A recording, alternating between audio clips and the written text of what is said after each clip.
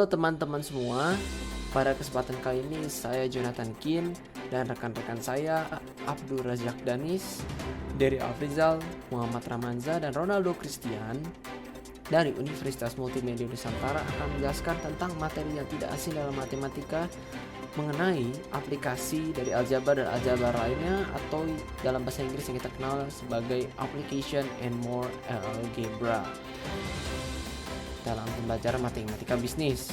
Oke, maka daripada kita mengulur waktu, maka kita langsung saja lanjut ke dalam pembahasan materi yang pertama.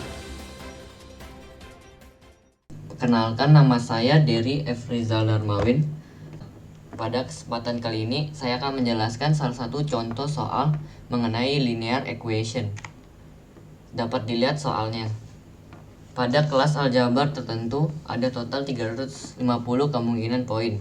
Poin-poin ini berasal dari 5 set pekerjaan rumah yang masing-masing bernilai 10 poin dan ujian 3 jam yang masing-masing bernilai 100 poin.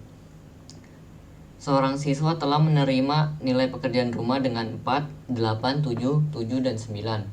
Dan dua nilai ujian pertama adalah 78 dan 83.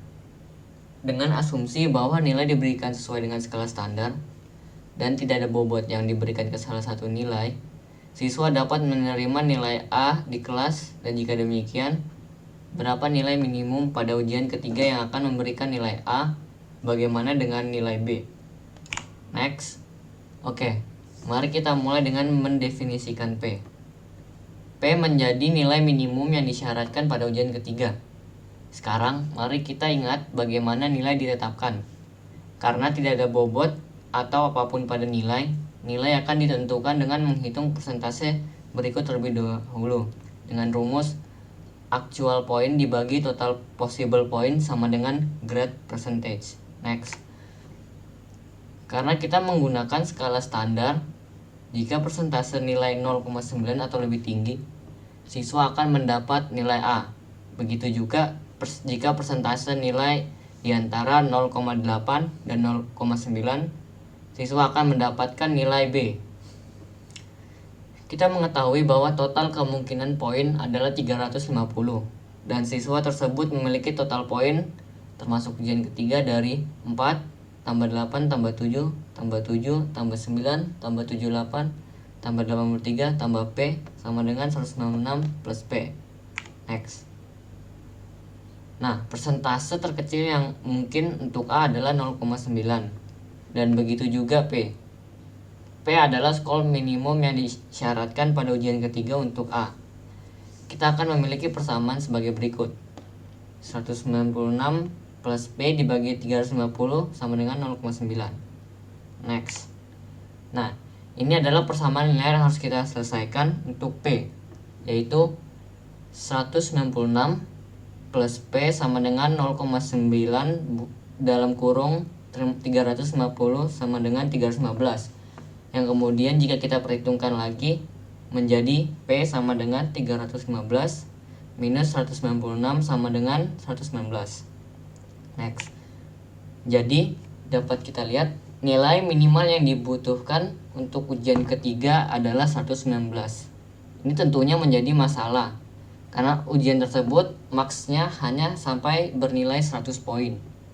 Dengan kata lain, siswa tersebut tidak akan bisa mendapatkan nilai A di kelas aljabar. Nah, sekarang mari kita periksa apakah siswa tersebut bisa mendapatkan nilai B. Dalam hal ini, persentase minimumnya adalah 0,8. Jadi untuk menemukan skor yang disyaratkan pada ujian ketiga untuk B, yang harus kita selesaikan itu seperti ini. 166 plus P dibagi 350 sama dengan 0,8. Next.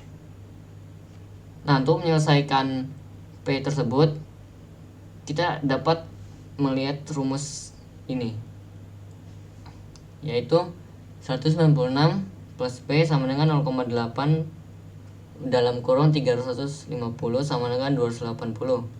Yang kemudian kita hitungkan lagi menjadi P sama dengan 280 minus 196 sama dengan 84.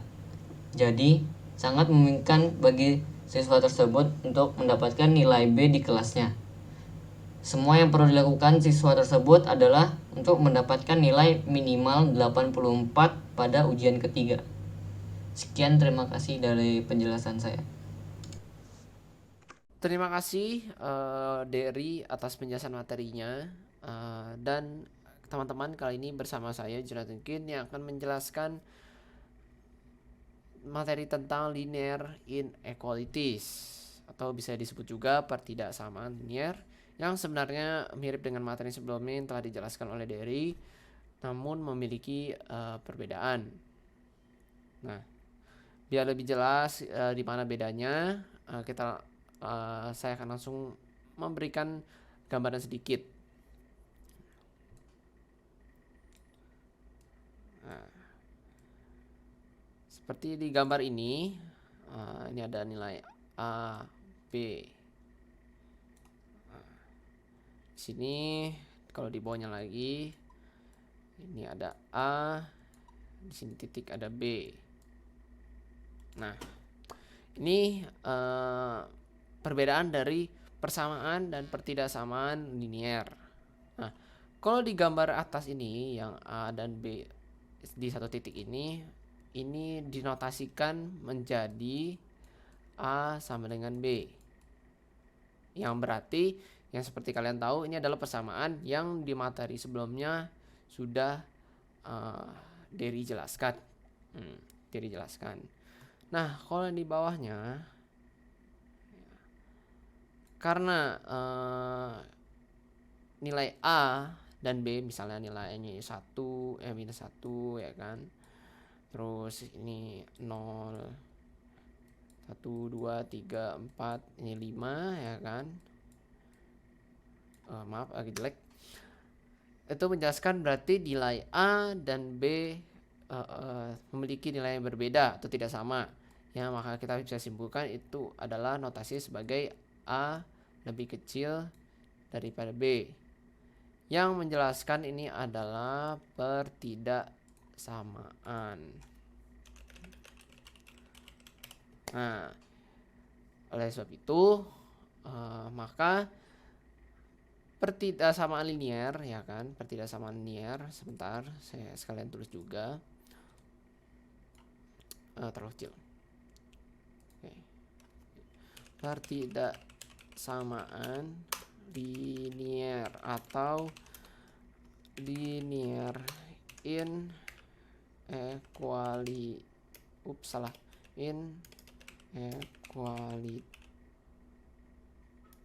pertidaksamaan linear atau linear inequalities merupakan ya kan statement yang terbentuk karena satu angka ya kan, karena nih seperti tadi di atas ini ya kan, seperti yang tadi di atas ini nilai A dan B itu tidak sama, maka karena nilai satu angka lebih kecil dari angka lainnya. Seperti tadi gue jelaskan, karena A minus 1 dan B adalah 5, maka A lebih kecil daripada B, berarti itu bisa disebut sebagai pertidaksamaan. Nah, selanjutnya ya kan, kalian sudah mengerti nih apa sih pertidaksamaan itu gambarnya seperti apa. Jadi tidak bingung lagi ya kan. Nah, selanjutnya saya akan menjelaskan ada beberapa rules ya kan, ada beberapa rules yang bisa digunakan untuk menyelesaikan dari pertidaksamaan linear ini. Jadi seperti ada di layar kalian, jadi ada 6 rules dalam inequalities atau atau yang bisa kita sebut sebagai pertidaksamaan. Jadi 1, 2, 3, 4, 5, 6 kalian boleh baca. Namun di sini saya akan menjelaskan secara sedikit dan simple. Jadi kalian juga ngerti gitu ya kan. Nah, yang pertama, jika A lebih besar lagi. Maksud saya, jika A lebih kecil daripada B, berarti A ditambah C lebih kecil juga dari B ditambah C. Begitu juga sebaliknya, A minus C berarti lebih kecil daripada B minus C. Itu adalah rule pertama, jika A lebih kecil daripada B. Nah, rule kedua, jika A lebih kecil daripada B dan C lebih besar daripada 0. Nah, ada 0 nih sekarang nih. Nah, berarti misalnya kayak tadi, yang dijelaskan kayak tadi, A minus 1, terus B-nya 5, tapi C-nya juga lebih gede daripada 0, misalnya 7 atau 4 itu, berarti A kali C akan menjadi lebih kecil daripada B kali C. Make sense dong, karena kan nilai B dan C itu lebih besar daripada A. Nah, dan A dibagi C akan lebih kecil juga dari B bagi C. Nah, itu yang kedua. Yang ketiga, jika A lebih kecil daripada B dan C lebih kecil daripada 0. Nah, ini kebalikan dari di atasnya nih, tadi yang dari rule 2 nih, dimana yang di rule 2 kan C lebih besar daripada 0. Nah, di sini C lebih kecil daripada 0. Berarti A kali C lebih besar dibandingkan B kali C. Begitu juga sebaliknya, A bagi C akan lebih besar dari B kali bagi C. Gitu. Nah, kita masuk yang ke rule yang keempat. Semakin menarik ini. Nah, kalau tadi kan pertidaksamaan semua tuh, ya kan? A lebih kecil daripada B, C lebih kecil daripada 0, ya kan? Kalau sekarang ini, jika A, di rules keempat ini, jika A lebih kecil daripada B dan A lebih kecil daripada C,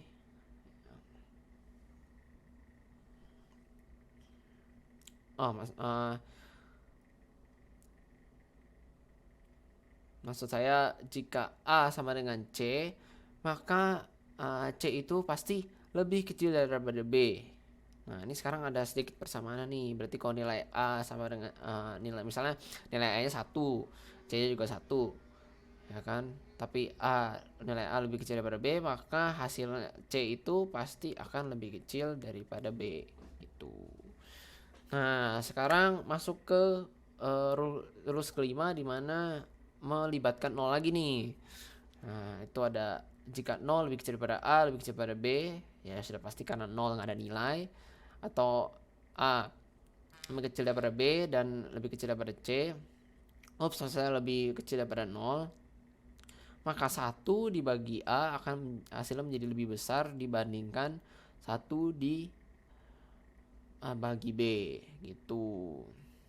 Ini misalnya kalian lihat soal, ada 0 lebih kecil daripada semuanya, atau A atau nilai B lebih kecil daripada 0, yang sebenarnya sama aja, maka nilai kalau 1 dibagi nilai itu, maka nilainya akan lebih besar. Nilai 1 dibagi nilai A akan lebih besar daripada 1 nilai B dibagi nilai B. Nah, yang terakhir untuk rules ke-6, jika 0 lebih besar daripada A, lebih besar lagi. Jika 0, maksud saya lebih kecil daripada A dan lebih kecil daripada B, dan N, ada N nih sekarang nih, dan N lebih kecil daripada, maksud saya lebih besar daripada 0. Nah, maka N itu kita bisa pakatin ke atas nilai A dan nilai B. Nah, itu. Nah, sebaliknya jika nilai 0 lebih kecil daripada A, lebih kecil daripada B, tapi nggak ada N-nya, maka kita bisa akarin si nilai A dan B gitu. Ya, jadi itu penjelasan sedikit tentang rules dari pertidaksamaan. Jadi kalian misalnya belum ngerti atau masih kurang paham, kalian bisa bacanya lagi gitu. Oke. Nah, kalian sudah ngerti nih. Jadi karena kalian tadi sudah ngerti apa itu linear equality, seperti atau yang kita bisa sebut pertidaksamaan linear, dan kalian juga udah ngerti rules-rulesnya, notasinya, gimana segala macam. Kita akan masuk sedikit nih penjelasan contoh soalnya yang simpel-simpel aja, biar kalian ngerti maksudnya contohnya tuh kayak soal tuh kayak apa gitu loh. Ada punya gambaran gitu ya kan. Nah, misalnya ya kan nih contoh pertama deh. Contoh pertama nih. contoh pertama, ya kan? Contoh pertama. Misalnya kita punya soal 3x min 8, ya kan? Plus 2x. Itu. Nah, itu lebih kecil daripada 12, gitu kan. Nah, kita di sini menyelesaikan membagi rata dulu, ya kan? Bagi rata dulu karena di sini ada 2x. Jadi kita bisa menggabungkan x-nya dulu. Jadi kayak 3x plus 2x gitu kan. Nah, di situ di sebelah kanan ada 12, ini kan ada 12. Dan di sini ada minus 8, maka kita pindahkan 8 itu ke sebelah. Jadi 12 plus 8. Oke, jadi begini. Nah, ini kita bisa selesaikan seperti biasa, 3x ditambah 2x karena sama, kita jadi bisa tambahin jadi 5x gitu. Nah, jadi ini 30, ya kan. Nah, kita tinggal bagi 30 bagi 5, jadi sama dengan x sama dengan bukan sama dengan. Ini ingat, ini bukan persamaan. X, jadi x lebih besar. Nah, jadi x itu nilainya lebih kecil daripada 6 gitu. Nah, ini contoh gambaran pertama, ya kan. Misalnya ini contoh kedua ya, contoh kedua. Contoh kedua misalnya nih 3, yang 3 lagi. Yang lain, angka yang lain. Misalnya 6x minus 8, ya kan, lebih besar x plus 7. Nah, ini lebih besar nih sekarang nih, ya kan. Nah, sama seperti tadi, kita kelompokkan dulu, berarti 6x. Karena ini x ya plus, kita jadi minus. Lebih besar 7 plus 8. Oke, jadi karena ini x doang, berarti dihitung 1, berarti ini 7x. Minus ya? Maaf.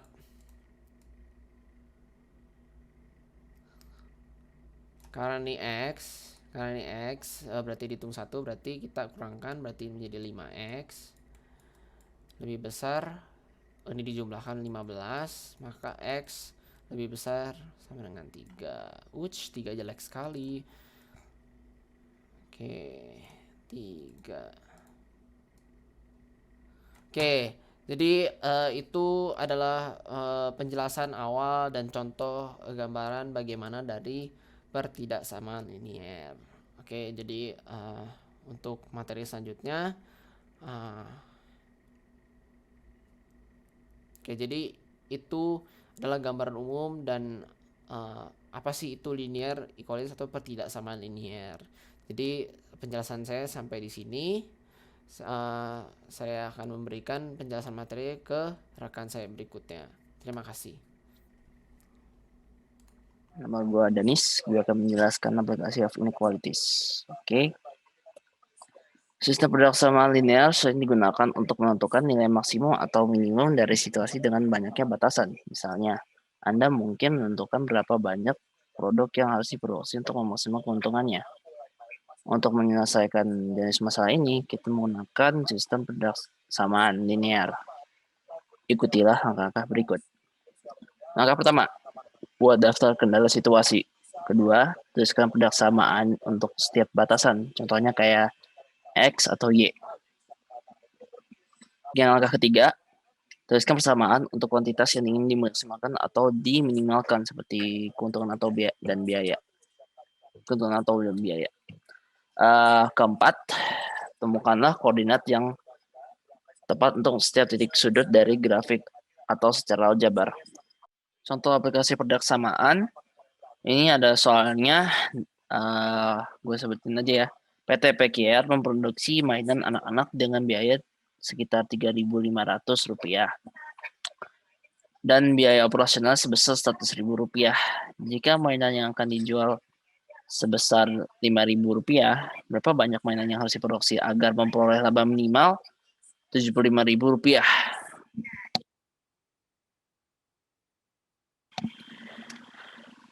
Solusinya, kita misalkan banyaknya mainan yang diproduksi adalah X. Biaya total dikeluarkannya berarti sama dengan 3.500 X rupiah ditambah 100.000 rupiah. Pendapatan total yang diperoleh sama dengan 5.000 X rupiah. Berarti ada rumusnya nih. Laba sama dengan pendapatan total dikurangi biaya total. Laba sama dengan 5.000 X rupiah dikurangi 3.500 X rupiah ditambah 100.000 rupiah. Labanya sama dengan 5.000 X rupiah dikurangi 3.500 rupiah X dikurangi 100.000. Laba sama dengan 1.500 rupiah X dikurangi 100.000. Alright. Jadi laba minimalnya 75.000 rupiah. Jadi laba lebih besar sama dengan 75.000 rupiah.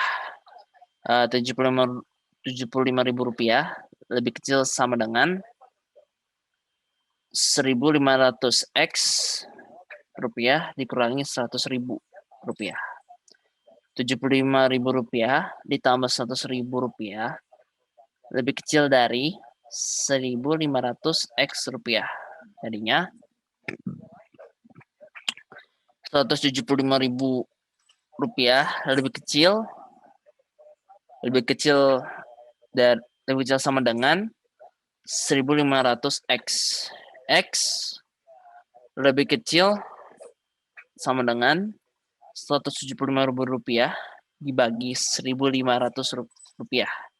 X lebih kecil sama dengan 116,67. Jadi kita bulatinya jadi 117. Jadi supaya memperoleh laba lebih dari 75.000 rupiah, PT Pekiar memproduksi mainan anak-anak harus terjual minimal 117 buah.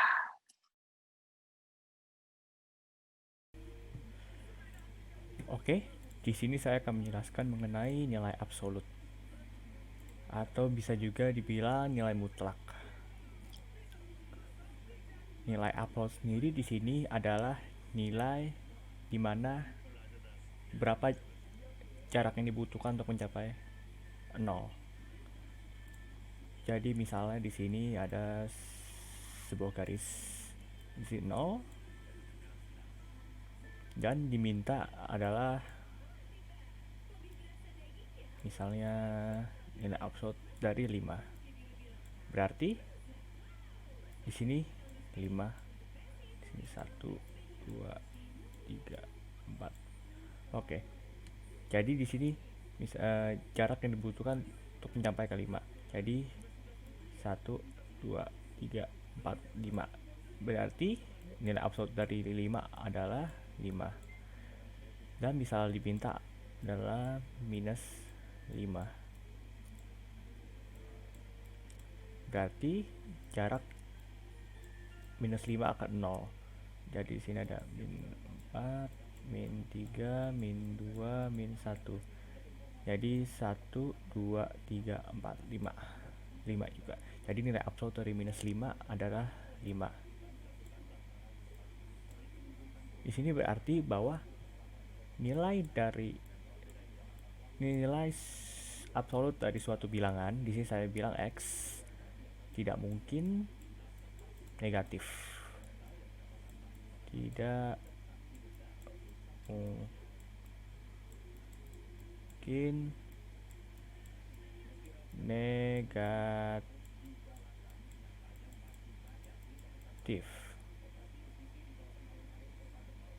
Oke, tulisannya agak jelek, jadi coba ganti jadi teks saja.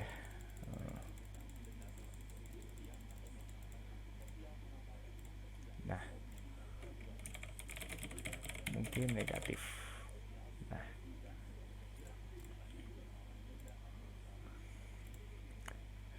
Lalu bisa ada contoh soal lagi, misalnya diberikan suatu bilangan yaitu nilai absolut dari misalnya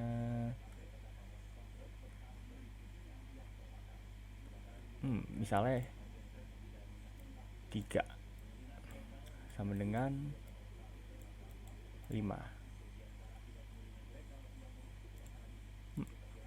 Oh, enggak kebaik kok. Gini aja.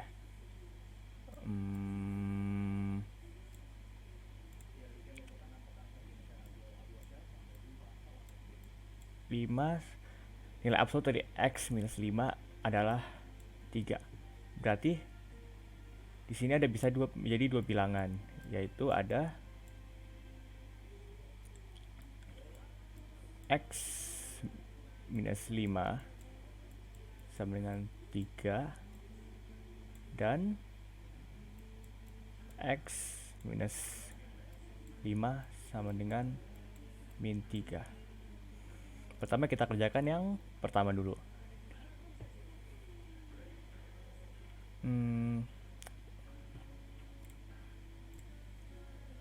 Sini berapa bilangan X yang dikurang 5 menjadi hasil 3. Berarti bisa X sama dengan 8. Karena 8 dikurang 5 adalah 3. Jadi ini jawaban pertama. Sedangkan untuk yang kedua, berapa jumlah X yang jika dikurang oleh 5 hasilnya adalah min 3. Jawabannya adalah X sama dengan 2. Jadi di sini ada, jika ditanya nilai absolut suatu ekuasi, maka hasilnya bisa dua jawaban. Yang hasil akhir adalah minus, yang hasilnya minus sama yang hasilnya tidak minus. Ini untuk soal pertama. Namun jika kita menemukan soal seperti misalnya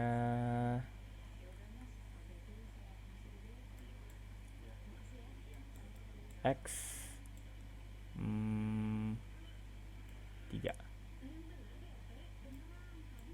sama dengan minus 3.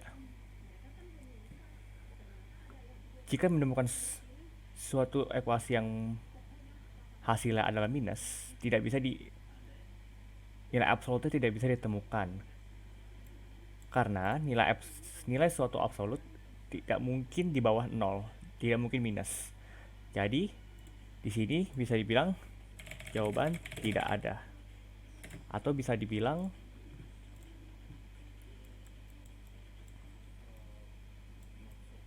ini jawabannya. Baik, saya akan menjelaskan tentang summation notation atau notasi sigma, merupakan aksara ke-18 dalam susunan update Yunani. Dalam ilmu matematika dan statistik, notasi sigma digunakan untuk mempersingkat suatu urutan penjumlahan.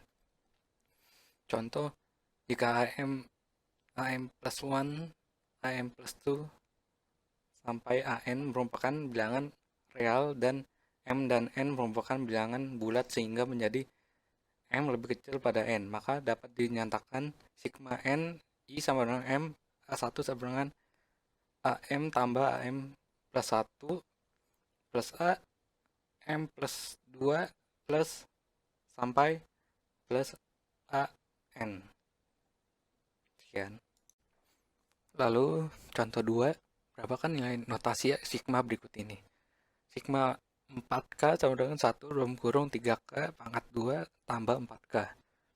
Lalu penyelesaiannya, sigma 4K sama dengan 1 dalam kurung 3K pangkat 2 tambah 4 sama dengan sigma 4K sama dengan 1 3K pangkat 2 tambah sigma 4K sama dengan 1 4K.